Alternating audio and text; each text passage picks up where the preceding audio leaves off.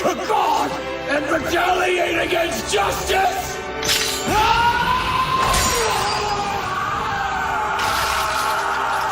I don't give a damn about you or your so-called justice! But how? It can't be!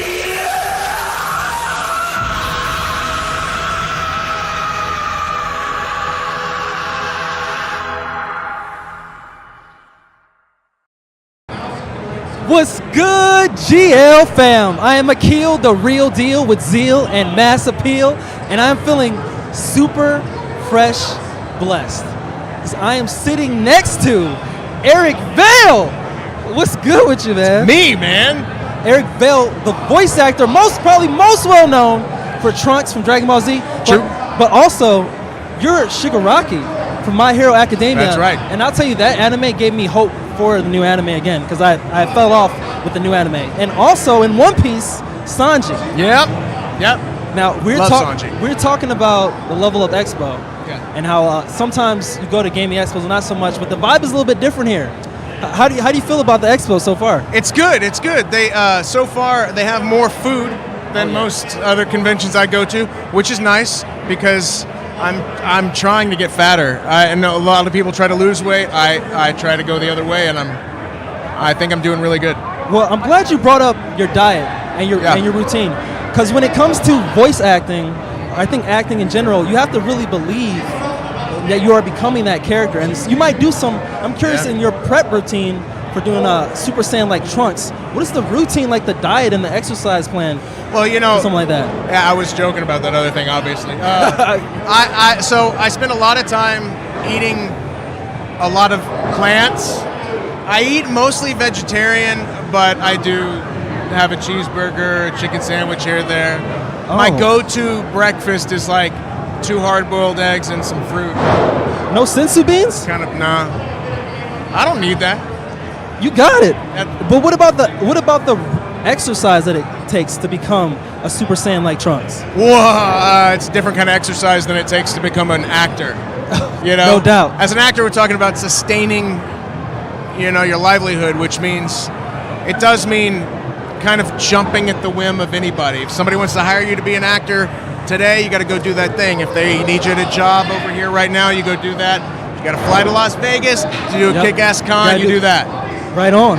So it actually does require a lot of stamina, and it requires a support structure. It requires people around you who are cool with you doing your thing for them, like my family, I'm glad that you brought that up. Yeah. Because it takes a team, like the Z Fighters. It takes a team to get together. It does take a team, yeah. And even with you talking about your craft, I was kind of joking about the preparation, but you're absolutely right when it comes to being a talent and voice, and we appreciate your talent so much. Well, thanks, man. Like I'm telling Come you, on. it's so dope to be talking with you about Dragon Ball Z and to hear your voice and be talking with you. And a lot of people want to know about future Trunks and future Mai, about that relationship.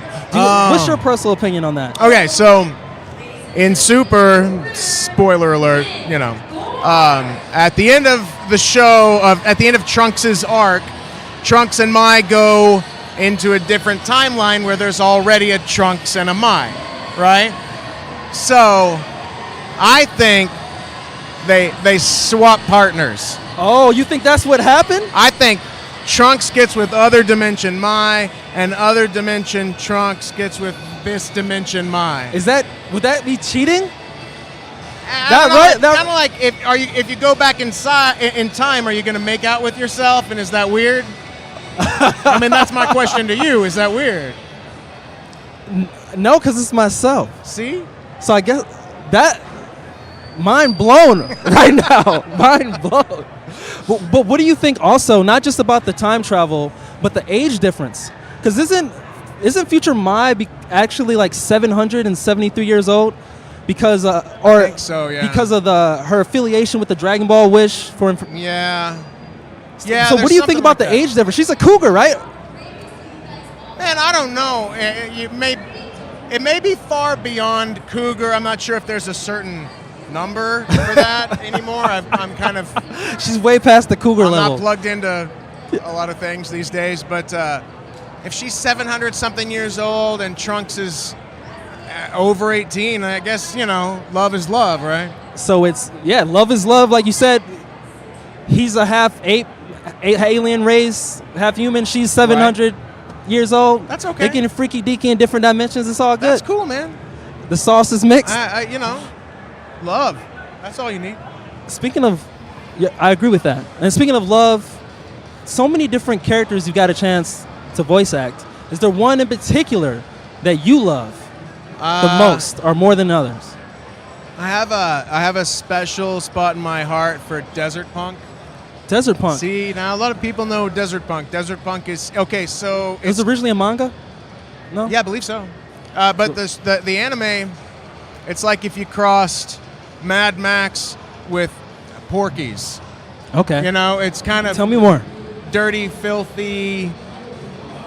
Kind of a booby show. I think I do know it. Was like the main character wear a hat and you can see the cleavage, like a long. My character has he wears a big face shield, right, and a big hat. Yes, a little mark on front. Yeah, but we got to do that show and improvise and actually use a lot of our acting skills that we have, which we don't get the chance to do in a lot of other anime, and it lent itself to some really good comedy.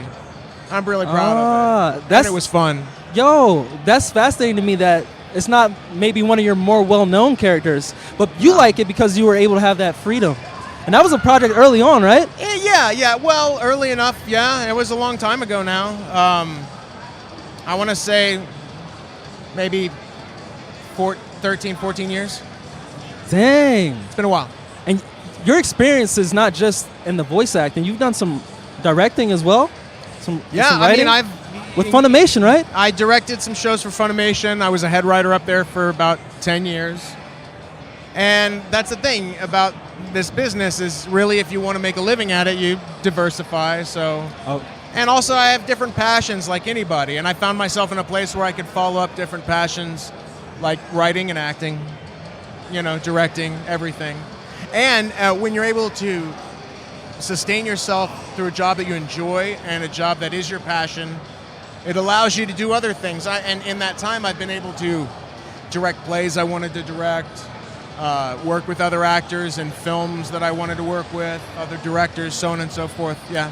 See, right now, what you're doing, man, I really appreciate. You're dropping the wisdom about life. How you said you have this passion, you have these different passions, you put yourself in it, you diversify it, and now, look at us. You know what I'm saying? We get to do what we love. We're at the Level Up Expo in Las Vegas doing what we love, talking about our passions. People are afraid of working hard, man. I think people are afraid of working hard because they're afraid of failing. If the key isn't to be scared, it's to fail as much as you can. You fail as much as you can up front, and then you know what it feels like. Once you know what it feels like to fail, you don't get so scared of it. I think a lot of gamers can relate to that mentality too, of the failure of even leveling up. Yeah, failing until you can get to the next level. Yeah. My son always had a problem. We're a gaming family, and when we were growing up, he would always say if he couldn't play a video game perfect the first time through, he wasn't going to play it. And I'm like, well, what good does that do for you? What does that teach you, man?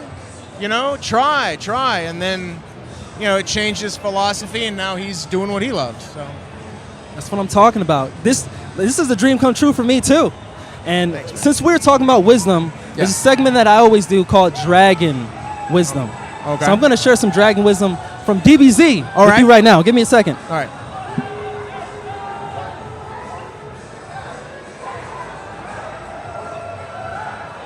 You look good.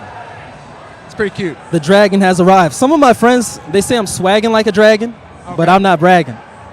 Now, the cool thing about the dragon in DBZ, Shinron, you have to collect those Dragon Balls before you can even summon him, right? And once you summon him, once you get your wish, what happens to the Dragon Balls? Well, they vanish. They scattered. They all scatter, and you have to get them again if you want to make another wish. Right. There's the Dragon Wisdom right there. In life, maybe you've experienced this too. You have these dreams and these visions, and I personally believe that that's the universe giving you a hint that that's yours to go and take. And we can achieve them, but a lot of hard work. You have to gather all those Dragon Balls. And once you do achieve that, all of a sudden you're left with this emptiness. The Dragon Ball scatter. It's like, what's next? And that's the key in life, to never stop learning and growing, never stop leveling up, right? Right, Never man. stop bringing it to the next level. Yes. You, not just voice acting, like you said, you were able to do acting and writing, directing. Yeah. This is what the gaming life is all about. This interview was so dope, Eric. I really appreciate it. Thank you for sharing your wisdom. Thanks, my friend. My pleasure. Thanks for being my number one dragon. Hey, you already know. My pleasure. We'll see you next time. Actually, it's ironic because I'm going to be talking with Team 4-Star later. Team, who's that? I thought he was serious. Yeah, I'm going to be talking with Team 4-Star later. Guys. Tell them I said hi. I will. All right. All right, y'all. Peace.